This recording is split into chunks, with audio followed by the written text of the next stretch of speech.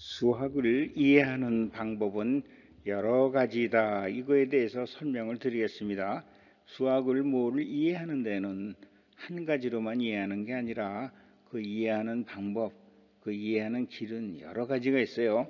그럴 수밖에 없는 것이 예를 들어서 삼각함수라는 이 과목에 대해서 가르치거나 문제를 푼다고 생각을 해보죠. 그럼 삼각함수를 가르치는 것이 고등학교에서 일단 가르치죠.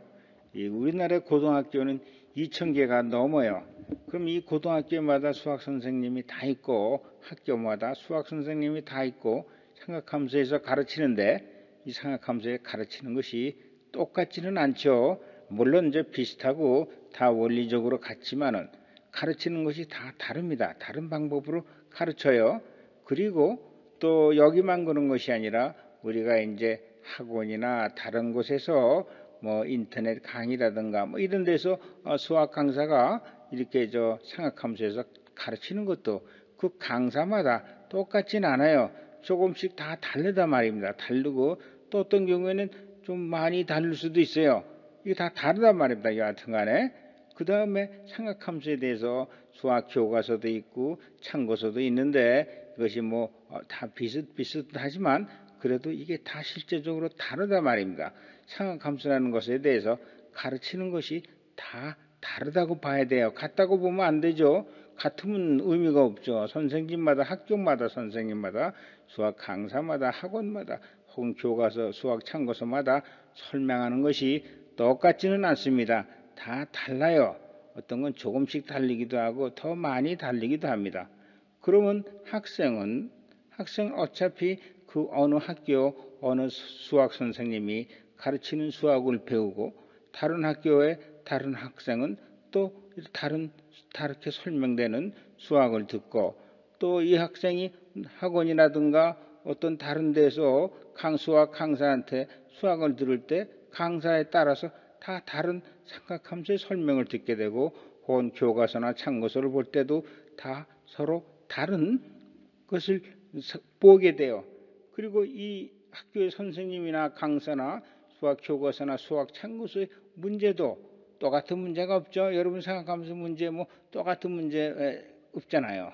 다 문제도 수학 문제도 서로 다르게 낸단 말입니다. 똑같은 문제가 없어요. 다 자기네들이 생각하는 대로 선생님이 생각하는 방향이라든가 이해하는 것에 따라서 수학 문제를 낼 것이고 또 강사들도 자기에 맞는 방법, 자기가 이해하는 방법에 따라서 수학 문제를 낼 것입니다. 교과서나 참고서도 마찬가지예요. 그것을 책을 지은 사람들이 이해하는 것에 따라서 삼각함수의 문제를 낼 것입니다. 그러니까 학생은 말이죠. 어느 한 학생은 이걸 다 배울 수가 없죠. 얘기가 안 되죠. 내가 속한 어느 학교에서 어느 선생님이 내는 수학 삼각함수에 대한 것을 배우고 듣고 또 그거에 대한 문제를 풀게 돼 있어요. 그러므로 학생마다 다 서로 다른 삼각함수에 대해서 조금씩 다 다르게 배우고 수학 문제도 다 수학 문제를 풀게 되게 되는 것입니다. 그런데 우리가 어떤 뭐 국가시험 수능이라든가 논술이라든가 뭐 이런 거를 전체적으로 볼 때는요, 이런 것이 다 무시가 되죠. 여기서만 한다는 게 아니라 국가시험이라든가 논술인가 대학시험에서는 이것들이 다 포함돼 가지고 어디에서 나올 수가 모른다 이거죠. 어디에 가까운 문제가 나올는지 알 수가 없죠. 예를 들어서 어느 학교에서 이렇게 배웠는데 그 선생님이 가르치는 삼각함수에 그런 비슷한 문제가 나온다면 그 학생은 그걸 맞출 수 있겠지만 다른 학생들은 또 못 맞히고 또 이런 학교에서 다른 데서 나오면 이 학생은 맞출 수 있지만 또 이쪽 학생은 맞출 수 없고 그러기 때문에 삼각함수를 할 때 어떻게 배우느냐에 따라서 어떤 문제가 나오면 자기는 맞출 수 있고 어떤 문제가 다른 문제가 나오면 이건 내가 다르게 배웠네 하고 못 맞힐 수도 있어요. 그래서 이렇게 지금 이런